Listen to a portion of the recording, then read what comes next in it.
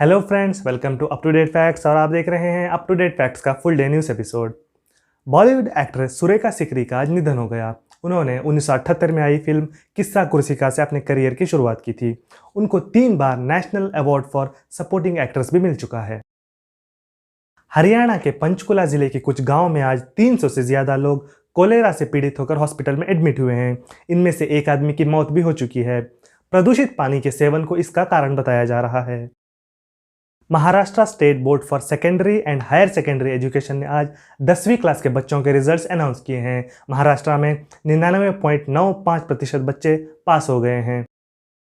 Indian council for medical research ICMR की एक study में पता चला है कि भारत में कोरोना के majority breakthrough cases corona के डेल्टा वेरिएंट की वजह से हो रहे हैं। ब्रेक थ्रू केसेस का मतलब यह होता है कि किसी व्यक्ति को इम्यूनाइजेशन के बाद भी इन्फेक्शन हो जाए। जम्मू कश्मीर के श्रीनगर में आज सिक्योरिटी फोर्सेस ने 2 आतंकवादियों की गोली मारकर हत्या कर दी है। Gujarat secondary and higher secondary education board 12वीं कक्षा के स्टूडेंट्स के रिजल्ट कल यानी 17 जुलाई को सुबह 8 बजे अनाउंस करेगा। टी सीरीज के मैनेजिंग डायरेक्टर भूषण कुमार के ऊपर मुंबई पुलिस ने रेप केस रजिस्टर कर लिया है। उनके ऊपर एक 30 साल की महिला का रेप करने का आरोप है। एनफोर्समेंट डायरेक्टरेट ED ने कहा है कि उसने महाराष्ट्र के पूर्व गृह मंत्री और NCP लीडर अनिल देशमुख की 4 करोड़ की प्रॉपर्टी सीज कर ली है। इस प्रॉपर्टी की मार्केट वैल्यू 100 करोड़ से ज्यादा की बताई जा रही है।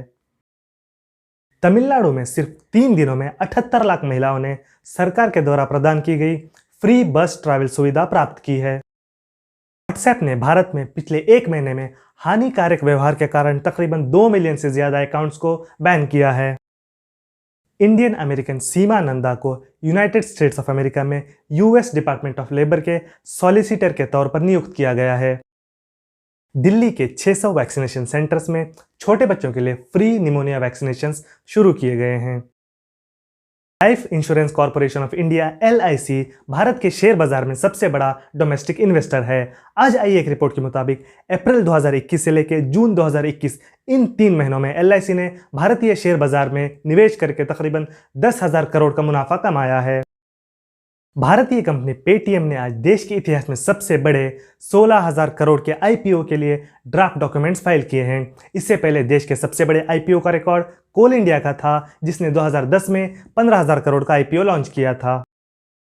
महाराष्ट्र के जलगांव में आज फ्लाइंग स्कूल का एक छोटा प्लेन क्रैश हो गया। इसमें एक पायलट की मौत हो गई और एक पायलट इंजर्ड है। बिहार के पश्चिम चंपारण जिले में आज नकली शराब पीने से 8 लोगों की मौत हो गई। अफगानिस्तान के स्पिन बोलदाग जिले में आज अफगान सिक्योरिटी फोर्सेस और तालिबान के बीच हुई झड़प में न्यूज़ एजेंसी रॉयटर्स के लिए काम करने वाले भारतीय फोटो जर्नलिस्ट दानिश सिद्दीकी की मौत हो गई। दानिश सिद्दीकी अफगानिस्तान सिक्योरिटी फोर्सेस के साथ इस जंग को कवर कर रहे थे। उन्हें जर्नलिज्म के लिए पुलिट्जर प्राइज से सम्मानित किया जा चुका है। इस जंग से पहले उन्होंने Hong Kong crisis, Rohingya crisis, Nepal earthquake वगैरह को कवर किया हुआ था। यूरोपीय देश जर्मनी, बेल्जियम और नेदरलैंड्स में भारी बारिश के कारण आए तूफान में 100 से ज़्यादा लोगों की मौत हो चुकी है और 1300 से ज़्यादा अब तक लापता हैं। जर्मनी में 1962 के बाद से ये तूफान सबसे बड़ा तूफान बताया जाता है। जर्मनी के नॉर्थ राइन वेस्टफेलिया और राइन लाइन पैलेटिनेट में मोबाइल नेटवर्क डाउन है और लोग अपने परिवार वालों से संपर्क नहीं कर पा रहे। बचाव कार्य के लिए हेलीकॉप्टर्स डिप्लॉय किए गए हैं। रशिया के साइबेरिया में 17 लोगों को ले जा रहा एंटोनोव A-28 प्लेन आज अचानक रेडार से गायब हो गया। ये प्लेन रशिया के केदरोवी से टॉम्स की ओर सफर कर रहा था। अब ताज़ा तरीन रिपोर्ट के मुताबिक इस प्लेन को हार्ड लैंडिंग करनी पड़ी थी और सभी यात्री महफूज हैं। यूनाइटेड किंगडम की रॉयल नेवी की सबसे बड़ी शिप HMS क्वीन एलिजाबेथ आज हिंद महासागर में प्रवेश कर गई है। HMS एलिजाबेथ भारतीय नौसेना के साथ युद्ध अभ्यास करेगी। HMS एलिजाबेथ 40 देशों के टूर पर निकली है। इसके साथ रॉयल नेवी के 6 शिप्स, 1 सबमरीन, 14 हेलीकॉप्टर्स भी शामिल हैं। United Nations child rights committee की एक रिपोर्ट के मुताबिक म्यांमार में हुई आर्मी कू के बाद तकरीबन 75 बच्चों की विरोध प्रदर्शन में मौत हो गई है और तकरीबन 1000 से ज़्यादा बच्चों को आर्मी ने कैद कर रखा है। ईरान में इस साल पिछले 50 सालों में सबसे भयानक सूखा पड़ा है। हालत इतनी ख़राब है कि ईरान में पीने की पानी की भी कमी हो गई है और लोग विरोध प्रदर्शन पर उतर आए हैं। रशिया ने $50 मिलियन लागत का एक अल्ट्रावायलेट टेलीस्कोप बनाने का फैसला किया है। इसका नाम स्पेक्टर यूवी होगा और ये 2025 तक बनकर तैयार होगा। इसको यूएसए के हबल टेलीस्कोप की तरह स्पेस में लॉन्च किया जाएगा ताकि ये कायनात में दूर दूर तक रिसर्च कर सके। हांगकांग पुलिस ने $155 मिलियन के फ्रॉड क्रिप्टो करेंसी स्कीम के मामले में 4 लोगों को गिरफ्तार किया है। $155 मिलियन भारतीय रुपये में 1156 करोड़ होते हैं। दक्षिण अफ्रीका में इस वक्त पूर्व राष्ट्रपति जेकब जुमा की गिरफ्तारी के खिलाफ विरोध प्रदर्शन चल रहे हैं। इन प्रोटेस्ट में 100 से ज्यादा लोगों की मौत हो चुकी है और कई जगहों पर लूटमार भी हुई है। दक्षिण अफ्रीका ने मुल्क में सिक्योरिटी सिचुएशन को बरकरार रखने के लिए सेना के 25,000 जवानों को तैनात किया है।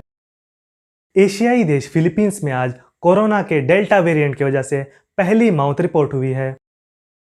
आज की sports news. International hockey federation ने फैसला किया है कि टोक्यो ओलंपिक्स में अगर हॉकी का गोल्ड मेडल मैच कोविड के कारण रद्द हो जाता है तो फाइनल में पहुंची दोनों टीमों को गोल्ड मेडल से नवाजा जाएगा।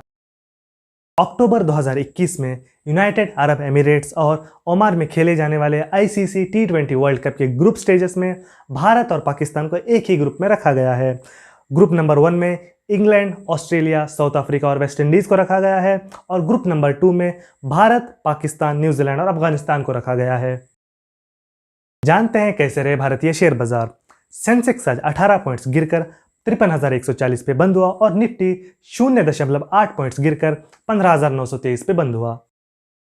MCX में आज सोने की कीमत प्रति 10 ग्राम 48,061 रुपये रही और चांदी की कीमत प्रति 1 किलो 68,629 रुपये रही।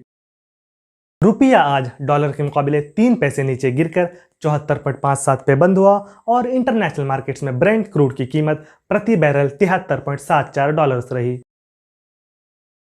आज की कोरोना अपडेट्स। भारत में पिछले 24 घंटों में कोरोना के 38,949 मामले सामने आए और टोटल केसेस की तादाद 3,10,26,829 हो गई। भारत में पिछले 24 घंटों में कोरोना से 40,026 लोग रिकवर कर गए और टोटल रिकवरीज की तादाद 3,01,83,876 हो गई।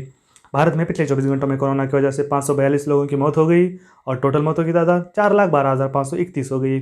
भारत में पिछले 24 घंटों में 38,78,078 लोगों को वैक्सीनेट किया गया और टोटल वैक्सीनेशन डोजेस की तादाद 39,53,43,767 हो गई। भारत में करंट एक्टिव केसेस की तादाद 4,30,422 है। दोस्तों, ये थी आज की फुल डे न्यूज़। अगर आपको हमारा काम पसंद आ रहा है तो हमारे चैनल को लाइक करें, शेयर करें, सब्सक्राइब करें और बेल आइकन को प्रेस करें ताकि कोई भी नोटिफिकेशन आपसे मिस ना हो। मिलते हैं अगले वीडियो में, तब तक के लिए धन्यवाद।